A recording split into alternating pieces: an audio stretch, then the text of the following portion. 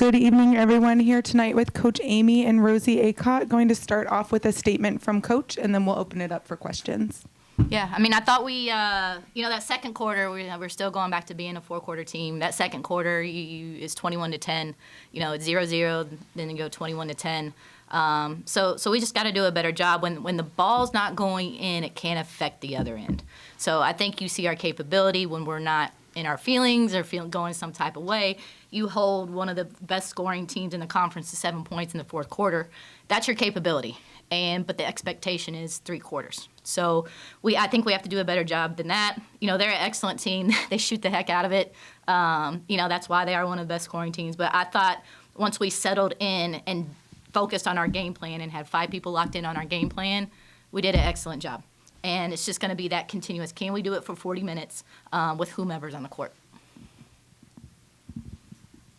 Question for Coach. Something noticing today, at least from the sidelines, is late down the stretch, second half especially, player-led huddles out of timeouts. What's your focus there? What do you hope to see from your players in those moments? I'm glad they're doing it. Honestly, I didn't know. That's something that we talk about in practice. If things aren't going well, normally I'm pulling my hair out and taking a long walk up the pyramid stairs and coming back down to not lose my mind. So I'm glad they're doing that. I think it's good for them to encourage each other. I know they're very positive with each other. Or if somebody's, maybe angry or upset, they try and talk about what they see. So I think it shows growth for a super young team. If I have a sophomore leading that huddle, that's fantastic. If Kennan's in there leading that huddle, that's fantastic. If Rosie's in there giving feedback as a freshman, that's fantastic. It's just going to show where they're going to go in this short time because they're going to play.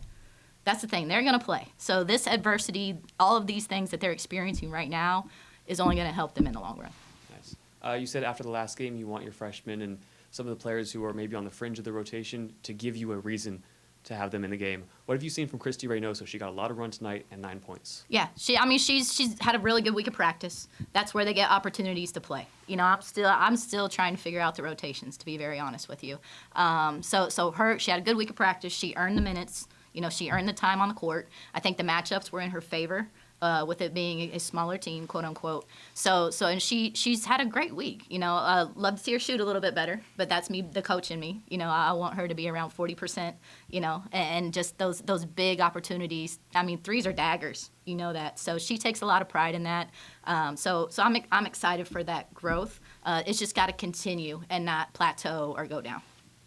Coach, you've talked a lot preseason about how you want this team to be an inside scoring sort of force. 24 threes for you tonight. You talked about how well they shoot. Was that a goal tonight to try and shoot a little more from beyond the arc to keep up? Not really. I think they did a great job in terms of like doubling our post. And, obviously we didn't pass it the greatest. Our 15 turnovers led to 22 points for them.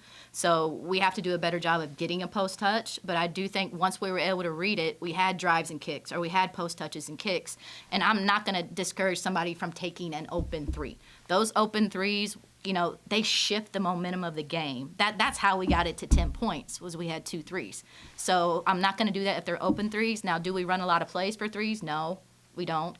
We run a lot of stuff to pound it inside or get something off the dribble. So we have to get in the gym and just take game-like threes. And I don't think any of them were bad. I think maybe Jacoya took like 2 or 3 that were, contested at the end of the shot clock that she had to put up. But other than that, those are shots we got to knock down. And Rosie, 13 points at Oregon State and then another 8 tonight for you. What are some adjustments that you've made to feel some confidence on the offensive end? I feel like offensively, not getting into my head and not frustrating when I turn the ball over. I feel like that's something that I've had to adjust to since I've been here. Obviously, big game after playing Oregon State. I feel like I've set myself the standard to just not get in my head, play freely, and just allow myself to do me.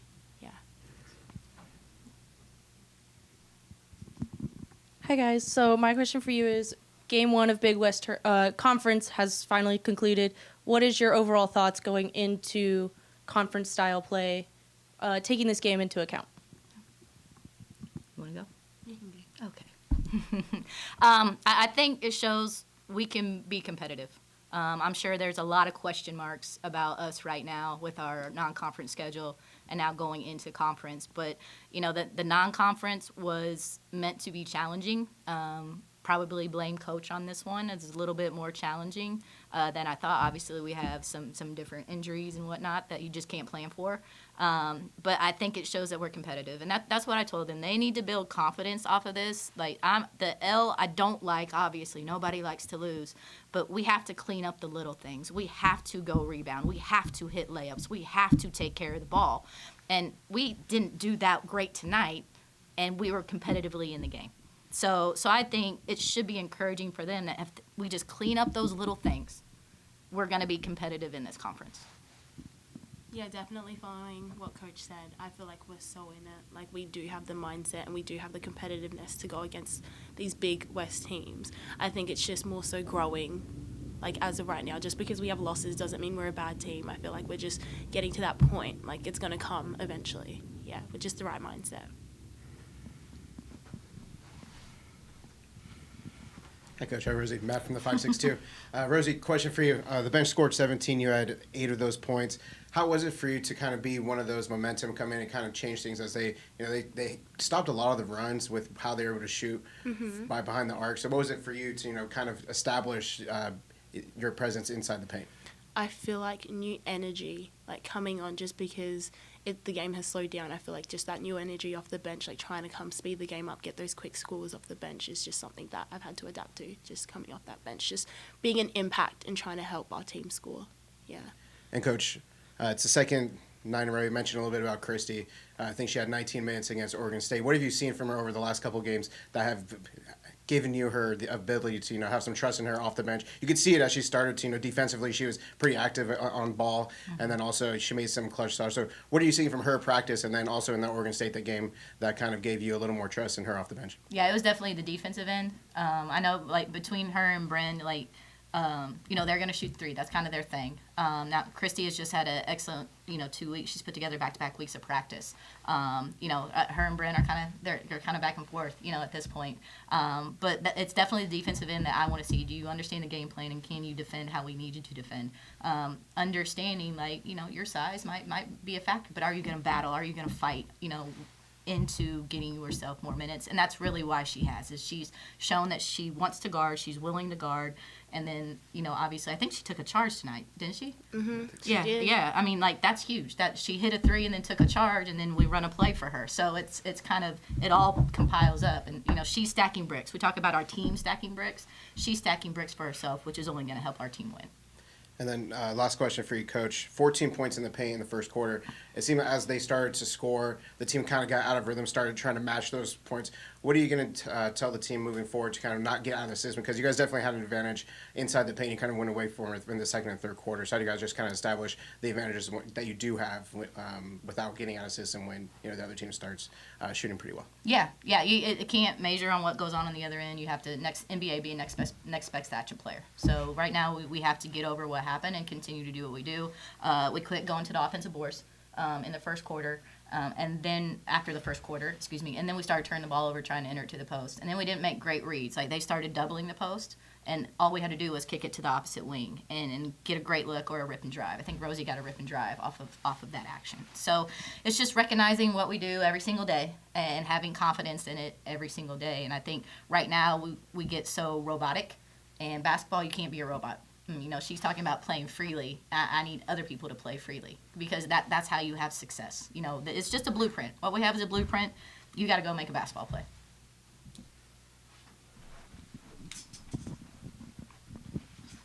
Hi, Coach. Monica with the Long Beach Current here. I just wanted to ask you, you guys opened the fourth pretty strong, but Santa Barbara kept controlling possession. What made it hard to get a full comeback run going? Yeah, we didn't hit shots. So we went 2 for 12 the last 8 minutes of the game.